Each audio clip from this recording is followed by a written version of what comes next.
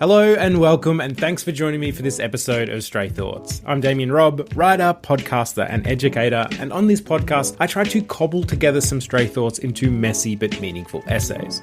It's a kind of audio blog, so much so that you can also read the episodes and see any associated images by going to damianrobb.com/stray thoughts. So let's do it. Let's share some stray thoughts. And for this one, I want to talk about self-made mantras and writing some novels.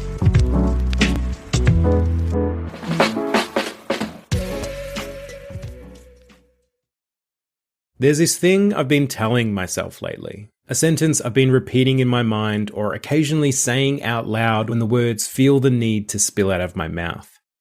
Except it's not even really a full sentence. It simply alludes to one.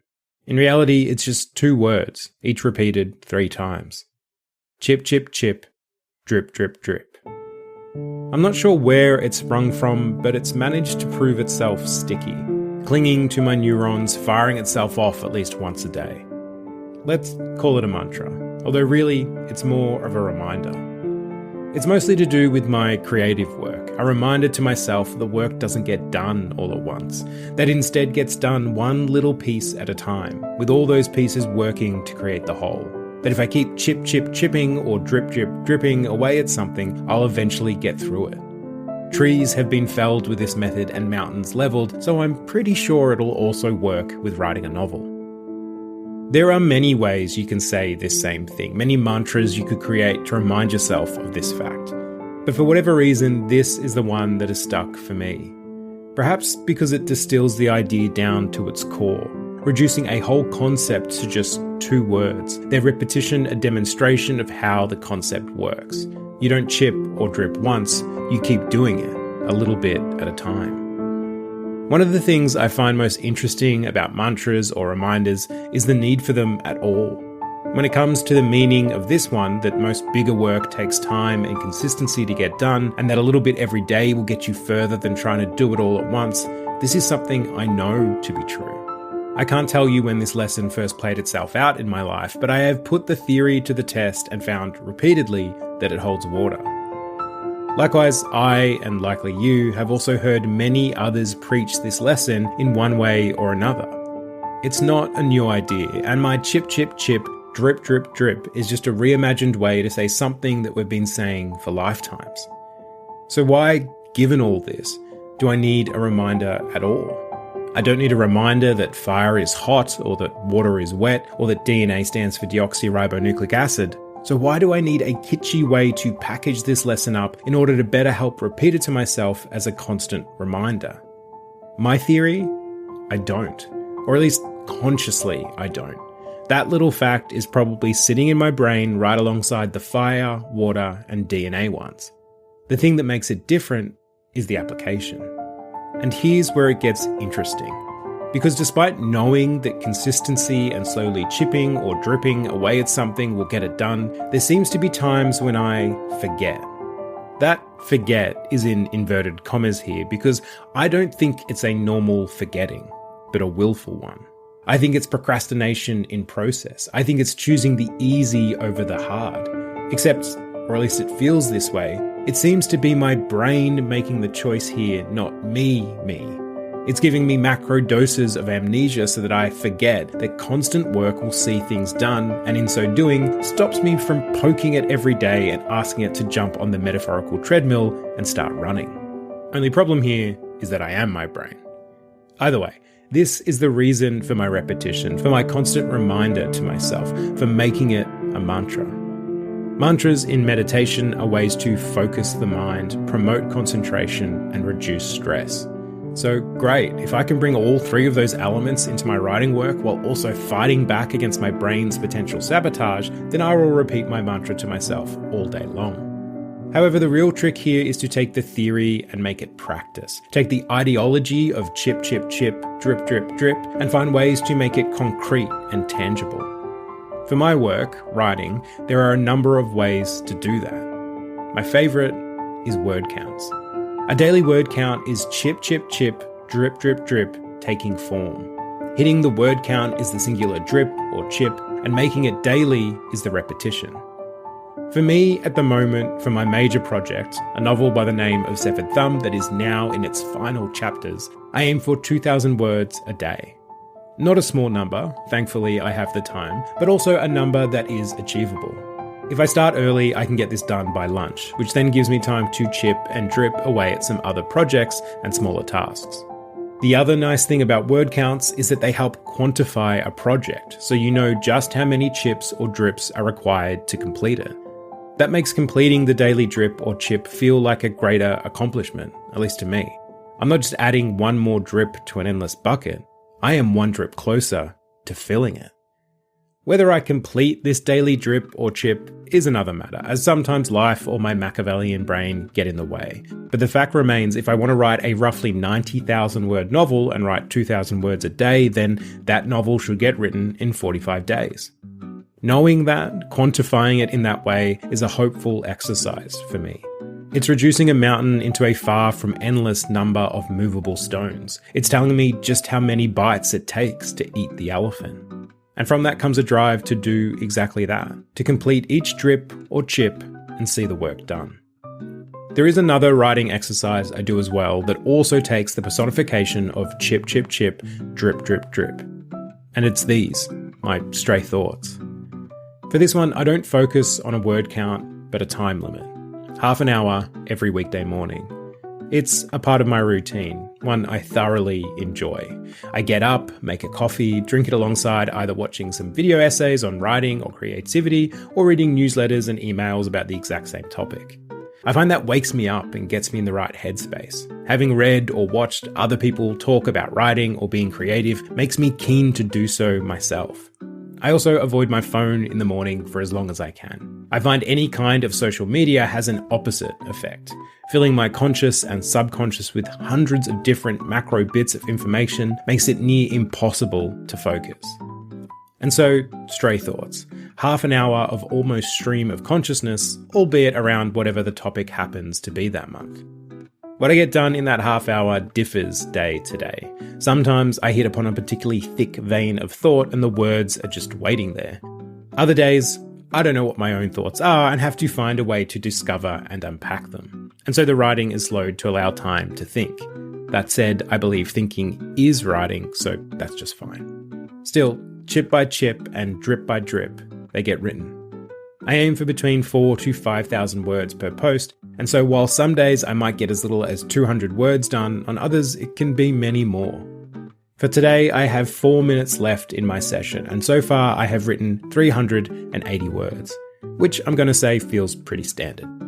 If I do this roughly around 15 times, I should have a stray thoughts done. Chip, chip, chip, drip, drip, drip. Having done stray thoughts for over a year now and found that my morning chip or drip is a useful and steady practice to slowly but surely create these essays, I wanted to see if I could do something similar with a different project. One of the things I like about writing stray thoughts is that it is just half an hour, done early enough that it feels like I'm stealing time while the world is still asleep. Both of these factors remove any kind of pressure from the writing, allowing a freedom I don't always feel with my other writing. So I wanted to see if I could do the same thing on the opposite end of the day. Steal a half hour at night and begin to chip and drip away at something else. Write a story in that time, one that only exists because of that secret stolen time. But I also know I am not a night person. I'm a morning person, an early bird. I like to rise with the sun.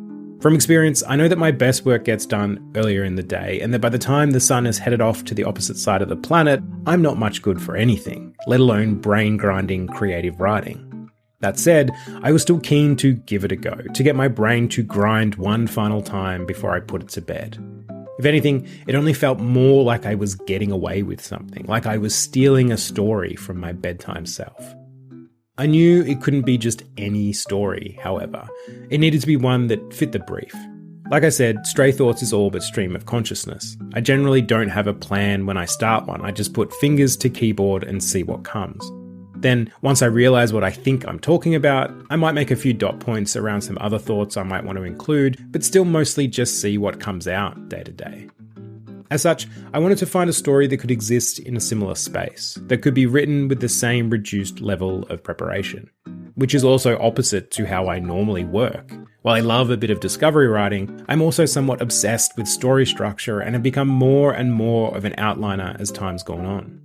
But all of that was okay, because this was also an experiment, a way to push back against my routines and presuppositions and see if I could do something almost in direct opposition to them. And so an idea for a story flooded through my mind and landed on this branch of an idea for a stolen, make-it-up-as-I-go-along project. It started with walking. I walk most days. I often walk the same route, which is out alongside a river/aqueduct, retracing my own steps, walking in the shadows of who knows how many other Damians. Sometimes I'll be listening to something as I walk. Sometimes I won't. Sometimes I'll actively be trying to brainstorm and plot for a story. Sometimes I won't. Sometimes I'll notice all the many things around me, looking at them for something new or interesting to photograph, or just seeing what jumps out at me. Sometimes I don't. Either way, one thing I like about these walks is that while they are all achingly similar, no two are ever the same. I've also been fortunate enough to go for some incredible walks overseas. Travel walks are different beasts entirely. They are wholly focused on seeing everything around you, on passing through a completely new countryside, on ensuring that every day you are somewhere new.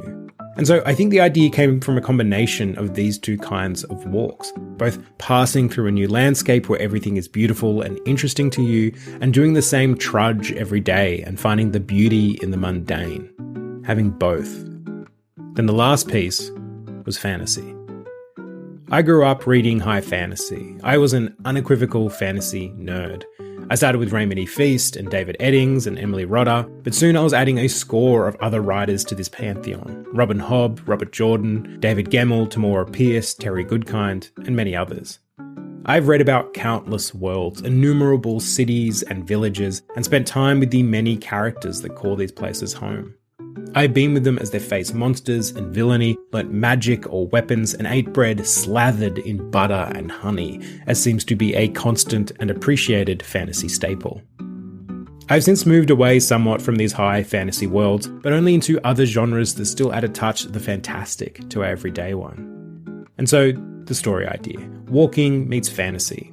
That was it. That was its entirety. But like a constant drip or chip, this idea was persistent. It kept banging away on the inside of my mind, ensuring I looked at it. The more I did, the more I could start to see the shape of the thing. Because of the walking element, it would be a road story, but one with low stakes. A cozy fantasy where, despite being in a fantasy world, there would be no monster bashing, no dueling with swords, no incredible feats of magic. Just a lone walker traversing across the countryside while these bigger fantasy stories played off at the periphery. I started chipping and dripping away at the idea. I went for some walks and did some brainstorming. Not around the plot per se, just the character and the world. I need to know who this person was if I would be following them on this journey. After a few outings and with a score of notes, I was satisfied. The shape was a little bit more in focus, but would only become defined, I decided, through the writing, which I would steal each night a little bit at a time. It turns out my brain isn't a brain at night. It is a pudding. That first night, I sat up in bed, pulled my laptop to my lap, Holly already asleep beside me, and began to type. Or at least that's what I intended to do, but as mentioned, pudding. I went for words, tried to engineer sentences, and instead heard my pudding humming to itself sleepily. I shook myself to a little more alertness and put my pudding to work. It is slow and sluggish compared to what I get done during the day. I am squeezing the last few drops from a mostly dry sponge, and the exertion required is much the same. However, I also find it strangely pleasing. I am thankfully amused at my befuddled sleepy time pudding, and with enough tipping and tapping away at the keyboard, I'm slowly able to get some words on the page. Chip, chip, chip, drip, drip, drip. My secondary hope for this project, outside of stealing a bit of extra time from my day, was that by doing so just before I go to sleep, my subconscious would be so infused with the story that I would awake with ideas and lines waiting for me. Also that I would drift off into this cozy fantasy world where I would pleasantly spend my nighttime hours. I wouldn't say this has happened exactly. Sure enough, I do occasionally have a thought pop into my dome, one I value highly enough that I'll roll over and make a note of it on my phone. But otherwise, after my half hour of writing, my little pudding is done for the day. The sponge has been wrung dry. And that's okay. I'll take what I can get. It took a few tries to get a real flow going, but after a few nights, I found my character's voice. It's written in first person, and so this voice is a large component for the tone of the story, and one I wanted to get right.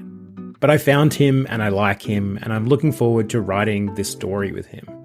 Also, having now got a section out that I feel does correctly express his voice, I can use it as a lodestar, a guide to map the rest of the writing by.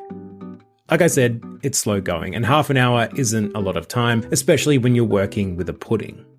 But that's the point. I might get 300 words done or 30, but I've still added some words. I've still made one more drip or one more chip, and while it may not feel like a big step, it is a step. Give me enough of them, however many it may take, and I'll get this story done. I'll write a novel. That time that I steal, I think it's important to remember, is passing regardless. I think that's what I like about it. Even if I am writing words with the help of a pudding and making about as much progress as a lame snail, well, that's fine, because at least I'm using that time. Often, I'm all too aware of time passing, a day, an afternoon, an hour, where I didn't use it to any satisfying degree. I'm not as productivity obsessed as some, where every minute of the day needs to be accounted for, pinned to a spreadsheet and filled with an activity that has a measurable output, but I still get frustrated when I feel like I've wasted time. Waste here means that I haven't added value to my temporary existence. Time spent working at being creative is never wasted by my measure. Similarly, time spent relaxing and recharging isn't either. The value for both is entirely different, but that there is value is clear. Waste, I think, usually comes from a self-imposed or indecisive limbo, from forfeiting that time to a kind of nothing. Scrolling on my phone, letting the TV play episode after episode of a show I'm barely watching, things of that nature. In these moments, I feel like while the time has still been stolen, I've robbed it from myself. A chip or a drip has been missed. It's at these times that I feel I need the reminder, which also makes me realize that the reminder isn't so much about the concept of chips and drips, but to make sure I'm chipping away at the projects I want to topple and dripping into the buckets I want to fill. Because the chips and drips are happening regardless. We exist in chips and drips. It's a simple concept, putting some time aside every day to slowly achieve an outcome. But it's one that can also feel overwhelming at times, largely because of its grinding consistency. When you're excited to start chipping or dripping, it's easy. Day 1, done, it's front of mind. Day 2, much the same, maybe even day 3. Day 4 comes along and you're feeling tired. You push through anyway. Day 5, you're tired and busy, and before you know it, the day has passed and you didn't find the time to drip or chip at your desired long-term goal. Your chips or drips went elsewhere. That's the way it goes. But it's also the reason for the reminder, the purpose behind the mantra, so that when the chips and drips are happening all around me, I can press pause for a minute, take stock, and figure out how to find some time and space to line up my axe or position my bucket and ensure some of the chips and drips are going where I want them to. And so, at those moments, I'll say it to myself, in my head or out loud, chip, chip, chip, drip, drip, drip. And now, maybe you will too. Thank you so much for listening to this episode of Stray Thoughts. And if you'd like, you can find me on socials at damianrob.writer, or feel free to send me an email at damianrob.writer@gmail.com. And if you enjoyed this, leave a review, tell your friends, all that good stuff. Otherwise, I look forward to talking to you next time and sharing some more Stray Thoughts. And until then, make sure you chip or drip away at whatever makes you happy.